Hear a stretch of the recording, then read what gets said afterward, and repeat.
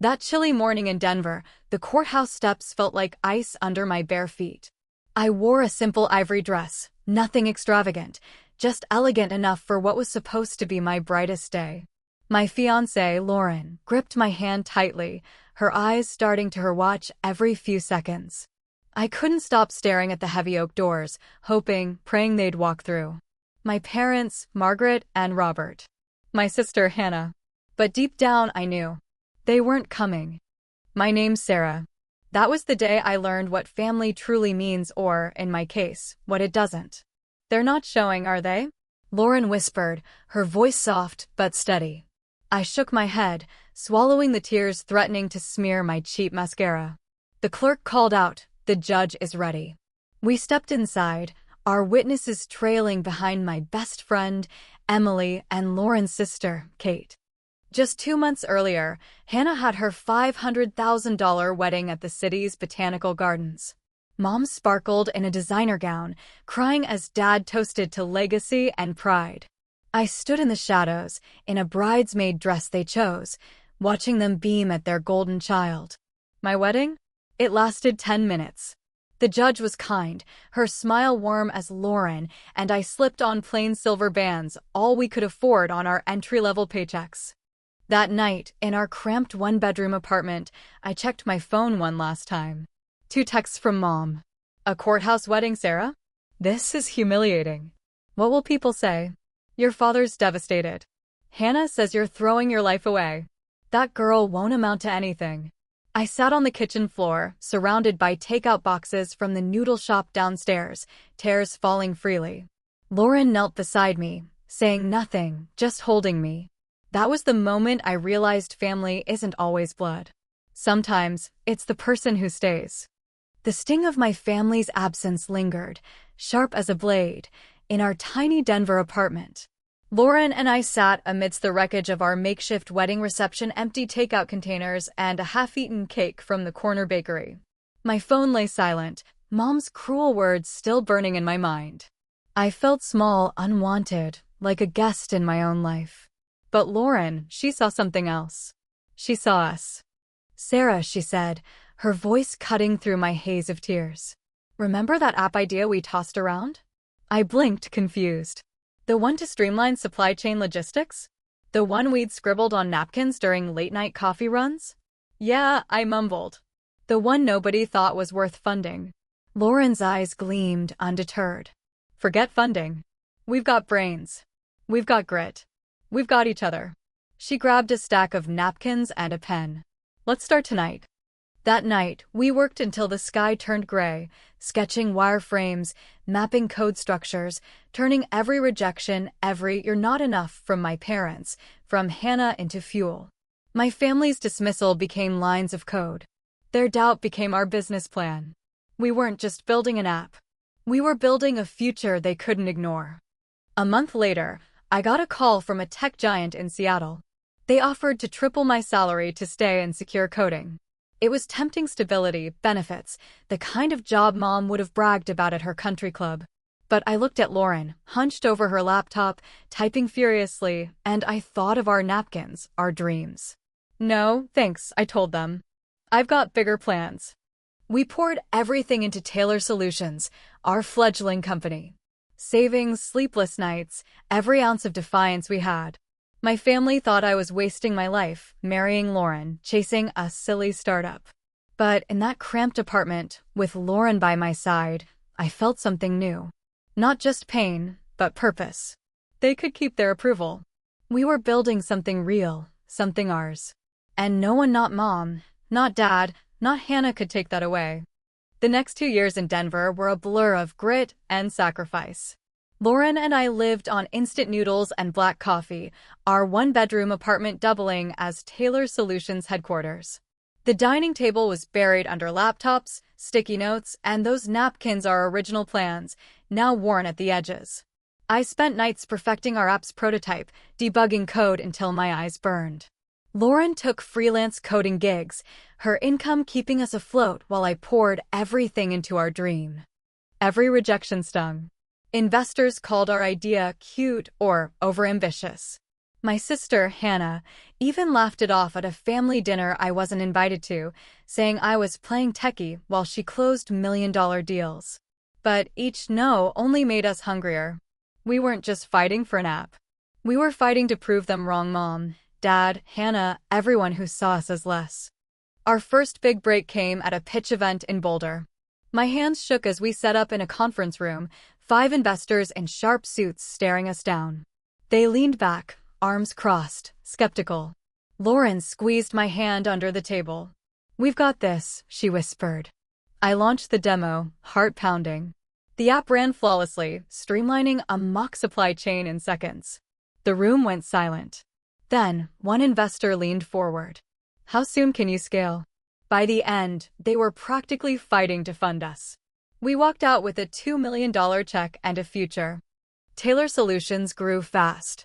Within a year, we moved into a small office in Denver's tech district, hired our first employees, and landed contracts with mid-sized firms. The app wasn't just a tool, it was a revolution, cutting costs and delays for businesses nationwide. Tech blogs started mentioning us. Incorporated magazine called us ones to watch. Lauren and I would read those articles late at night, grinning like kids, still in disbelief. But the grind never stopped. Even as our bank account grew, we stayed frugal, pouring profits back into the company. Hannah's lavish lifestyle, her penthouse, her designer bags felt like another world. She was Wall Street's darling, while we were the underdogs. Yet, every milestone, every new client, felt like a quiet victory. We weren't just surviving. We were building something unstoppable. And no one, not even my family, could deny it anymore. 10 years later, I sat in my corner office, the Denver skyline glittering through glass walls. Taylor Solutions was now valued at $4 billion, a tech empire Lauren and I had built from napkins and defiance. I was CEO, Lauren ran operations, and our team of 600 buzzed below. My assistant, Emily, yes, my wedding witness, knocked, her face unusually grim. "Sarah, security's on the line. There's people at the gate." I pulled up the security feed, my stomach twisting. 2 figures stood there, shrunken, almost unrecognizable. My parents, Margaret and Robert. Mom's once pristine designer coat was creased, her face streaked with tears. Dad's perfect haircut was gone, his eyes darting like a cornered animal. They looked broken, hollow. "They say they're your parents," Emily said, her voice tight with protective fury. "Want security to send them away?" I zoomed in. Mom clutched a worn handbag, sobbing. Dad kept glancing over his shoulder as if expecting pursuit. Part of me wanted to leave them there, to let them taste the abandonment I felt on those courthouse steps. But that would be too simple, too fleeting. I took a breath, steadying myself. "Let them in," I said calmly. "Have Tom escort them to the main lobby. Tell them I'll be there soon." Emily raised an eyebrow. "You sure about this?" I stood, smoothing my tailored blazer, the kind of outfit Mom once dreamed of owning. "Absolutely." I glanced at the feed again, their desperate figures frozen on my screen. A text from Lauren buzzed on my phone, saw the cameras. "You okay? Need me there?" I typed back, "Stay at the office." I've been ready for this moment for a decade. As I walked to the elevator, I allowed myself a small, cold smile. They thought my courthouse wedding was beneath them, a stain on their status. They had no idea what their disappointing daughter had in store. "Emily," I called over my shoulder. "Get the guest suite ready. My parents might be staying a while." The elevator doors closed, and I steeled myself. This wasn't just a reunion. It was the beginning of something they'd never forget. The lobby of Taylor Solutions felt colder than usual as I faced my parents, Margaret and Robert, for the first time in 10 years. They stood awkwardly, Mom's mascara smudged, Dad's shoulders slumped. The Denver skyline loomed behind them through the glass, a reminder of everything I'd built without them. "Sarah," Mom whispered, her voice trembling. "You've done so well." I gestured to the sleek leather chairs. "Sit. Water? Coffee? Or maybe a glass of wine costs about as much as Hannah's wedding cake." They shuffled to the seats, looking out of place in their wrinkled clothes. "Water's fine," Dad muttered. I nodded to Emily, who appeared with a tablet, her glare at my parents sharp enough to cut glass. "Water for them, Emily." And a Cabernet for me. Mom tried to speak, her eyes scanning the polished lobby. Your office is stunning. We never thought. I cut her off, sitting across from them, legs crossed. You never thought I'd amount to anything. Or did you miss the Forbes cover story last month? Dad's jaw tightened. We made mistakes, Sarah. My laugh was sharp, cold. Mistakes? You told your country club friends I was figuring things out while I was building a billion-dollar company. I sipped my wine, letting the silence stretch, heavy and uncomfortable. Why are you here? Mom's voice broke. We've lost everything. The house, the cars, our savings. Hannah's investment fund, it collapsed. I leaned back, unsurprised. Let me guess. Her genius plan was a house of cards. Their stunned faces confirmed it. I set my glass down. Here's my offer. You can stay in the guest suite at my estate. It's modest compared to your old mansion, but it's got the basics. Mom's eyes lit up with desperate hope. Oh, thank you, I raised a hand. Not so fast. There are conditions. Non-negotiable. Dad frowned. Conditions? I leaned forward, voice steady. First, you work to earn your keep, maintenance, cleaning, whatever needs doing. Second, no contact with Hannah. One call, one text, you're out. Third, weekly family dinners at my house. You'll sit, you'll listen, and you'll hear every moment you missed, starting with the wedding you skipped. Mom gasped, but I pressed on. Take it or leave it.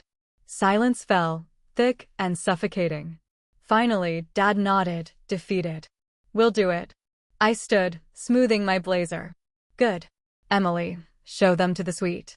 First dinner's tomorrow at 7. Don't be late. As they followed Emily out, I heard Mom whisper, do we have a choice? I thought no. That's the point. The dining room of my Denver estate glowed under soft chandelier light, but the air was thick with tension. Margaret and Robert, my parents, stood awkwardly in their worn clothes, looking like strangers in my world. I sat at the head of the table, a place I'd earned. Tonight, I'm serving, I announced, voice calm but firm. Well, you're serving. The kitchen staff prepped everything. Bring it out. Mom's face paled. Serving? Like waiters. I smiled thinly. Exactly like waiters. They exchanged a glance, then shuffled to the kitchen, their whispers sharp but obedient. I heard clattering, a muffled argument, before they returned with bowls of butternut squash soup, hands trembling as they set them down. Do you remember my college graduation? I asked, stirring the soup slowly. Top of my computer science class at Boulder. Summa cum laude. 3 job offers waiting. Mom nearly dropped the breadbasket. Sarah, I cut her off, voice steady. You weren't there. Dad skipped it for Hannah's networking gala. I sat alone at a diner, still in my cap and gown, while families celebrated around me. The waitress gave me free pie out of pity. Dad stared at his bowl, silent. We sent a card, Mom mumbled. With a $100 gift card, I said sharply. The same week you bought Hannah a $60,000 SUV for her first big deal. I took a sip. The soup was lukewarm. Sit down. They sank into their chairs, out of place without their usual high society crowd. Main course, please. They scurried back, returning with plates of grilled salmon. I pulled out my phone, a news alert flashing. Look at this. Federal probe into Bennett Capital, Hannah's firm. Suspected fraud. She's outdone herself this time. Mom's fork clattered. She didn't mean to, I raised an eyebrow. Didn't mean to mislead investors? To tank your retirement. Dad's face tightened. We trusted her. I leaned back, sipping my wine. Just like you trusted I'd fail with Lauren. How's that trust working out? The silence was heavy, broken only by the faint hum of the city outside. I set my glass down. Tomorrow, you're on gardening duty. And next dinner, I've got another story. About the time you ignored my first startup pitch. They nodded, defeated, as I stood. Desserts in the kitchen. Something simple. Like my wedding. My office in Denver hummed with quiet purpose as Emily ushered in Claire, Hannah's ex-wife. Claire looked worn, her once flawless nails chipped, but her eyes burned with resolve. Sarah, she said, sliding her phone across my desk. Hannah sent me this last night. You need to see it. The text read, tell them Dad cooked the books. The FBI's got nothing solid. His age might get him a slap on the wrist. I leaned back, a chill settling in. Blaming Robert. That's a new low, even for her. Claire nodded. She's unraveling. Called me at 2 a.m., ranting about fleeing to Belize. I've got recordings, meetings, calls, her bragging about fake deals. I studied her. Why now, Claire? You backed Hannah through the divorce. She gave a bitter laugh. Backed her? She pressured me to forge papers for her investors. When I refused, she threatened to ruin me. Said no one would believe me over Wall Street star. I want her to pay. I hit the intercom. Emily, get Lauren and our PI, Rachel, in here. Minutes later, they arrived. Lauren's eyes widened at Claire. This is unexpected. I nodded to Claire. Play the recordings. Hannah's voice filled the room, smug, detailing shell companies, mocking investors, even our parents, for buying her lies. Each word tightened the noose. Rachel scribbled notes. This, plus our financial records, nails her. It's premeditated fraud. My phone buzzed security. Your parents want an urgent meeting. Hannah's been calling them. Lauren grinned. Perfect timing. Let's make it a family affair. I turned to Claire. You in for a confrontation? Her jaw set. After what she did? Absolutely. I gave orders. Rachel, alert our FBI contact. Emily, have security let my parents in, then call Hannah. Say Mom and Dad are ready to help her escape. Lauren, set up dining room cameras. Everything gets recorded. 20 minutes later, Margaret and Robert sat at my dining table, fidgeting, unaware of the trap. Emily announced she's here. Hannah stormed in, disheveled, her designer suit wrinkled, hair dyed a garish blonde. Mom, Dad, we need to move fast, she froze, seeing me. Hello, Hannah, I said, voice like ice. Sit. We're discussing loyalty. She sneered. I'm not playing your games, Sarah. They're not going anywhere, I said. But someone else is joining us. Claire stepped in, holding her phone. Hannah's face drained of color. Remember those late-night calls? Claire asked, voice honey-sweet. Where you plan to frame Dad? I recorded every word. Hannah lunged for the door, but security blocked her. I pressed the intercom. Emily, tell the FBI they can come in. My sister has a confession to make. Hannah's eyes blazed with betrayal. You set me up. I smiled, cold and steady. No, Hannah. You wrote the script. I just made sure the world sees it. The dining room in my Denver estate fell silent as FBI agents cuffed Hannah, her once perfect suit now a crumpled mess. Margaret and Robert, my parents, sat frozen, Mom's mascara streaking her face, Dad staring at his hands like they held answers. Hannah struggled, her voice shrill. Mom, Dad, tell them. I did this for us, for the family. They didn't move. The lead agent turned to them. Mr. and Mrs. Thompson, we'll need your statements about your role in your daughter's scheme. I stood, smoothing my dress. Actually, I have something to clarify their role. I nodded to Emily, who handed over a thick folder. These records show my parents were victims, not accomplices. Bank statements prove they invested their retirement based on Hannah's forged documents. Hannah hissed, Sarah, what are you doing? I met her glare, calm and unyielding. Saving them from you. For the last time. The agent flipped through the papers. This is thorough. It's clear they were misled. Hannah's voice rose, desperate. You can't trust her. She's been planning this for years. I tilted my head, voice soft but sharp.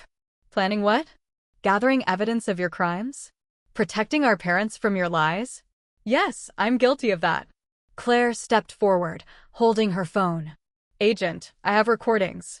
Hannah bragging about deceiving her own parents. Mom's voice broke the silence, trembling. You plan to blame your father? Your own father. Hannah's composure shattered. I had no choice. The deals went bad, investors got suspicious. Dad's name was on the papers. Claire cut in. Like you forged my signature on those offshore accounts? The agents led Hannah out, her shouts echoing. You'll regret this, Sarah. You're just a bitter nobody playing tech queen. I stepped closer, eyes locked on hers. No, Hannah. I'm the woman who beat you at your own game. Legally. Everything I built is real. Your empire? A lie. As the door closed behind her, Mom sobbed softly. Dad finally spoke, voice hollow. Why protect us, Sarah? After everything we did. I sat, voice steady. Because I'm not like her. I don't destroy family for selfish gain, even when they deserve it. Mom whispered, we don't deserve this mercy. I leaned forward, cold. It's not mercy. It's strategy. You'll live knowing the daughter you rejected saved you from the daughter you worshipped.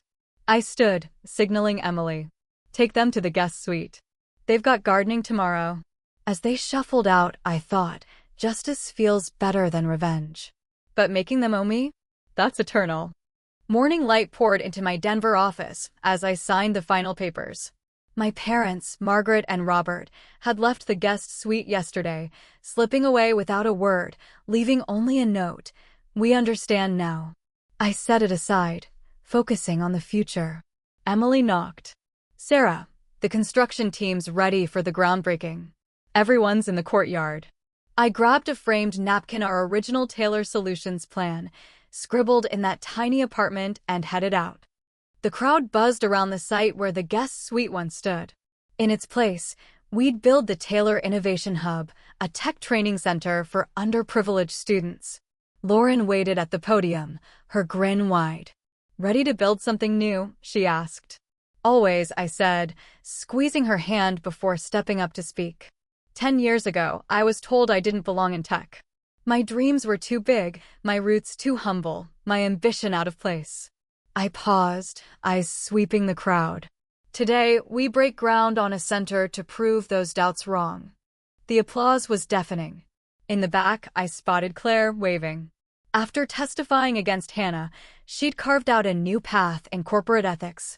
Success isn't about privilege or pedigree, I continued. It's about persistence. Every student here will learn that. They'll know validation comes from creating real value, not chasing status. I lifted the ceremonial shovel, my phone buzzing. A text from Mom, saw the hub announcement. We get it now. We're sorry. I pocketed it, no reply needed. Some bridges stay burned. After the ceremony, Lauren and I walked the campus, pausing where the suite once was. No regrets tearing it down, she asked. None, I said. Better to build meaning than cling to revenge. Emily approached, tablet in hand. Press releases are out. And Hannah pleaded guilty today. 12 years, possible parole. She's turning on her partners and owes restitution, including to your parents. I nodded, watching the construction crews. They made their choice. So did I. Back in my office, I pulled out a photo our courthouse wedding, Lauren and I on those cold Denver steps, young and fierce. I set it beside the framed napkin. Emily's voice crackled through the intercom. First scholarship applications for the hub are in. I smiled at Lauren. Want to find the next tech rebels? She sat beside me, like those nights in our kitchen, dreaming big. We read the application stories of grit, kids defying odds, families doubting them. One stood out, a girl with a bold idea, no connections, her parents calling her dreams a waste. Schedule her interview, I said. Tell her, your dream isn't too big. You belong here. Outside, construction roared, creation rising from destruction. Lauren kissed my forehead. This is why I married you on those steps. I looked at the hub's foundation, my empire glowing in the Denver sunset. Not Hannah's false gold, but real value, innovation, impact, lifting others up. They thought my wedding was too small. They never saw humility and hustle build empires worth more than revenge.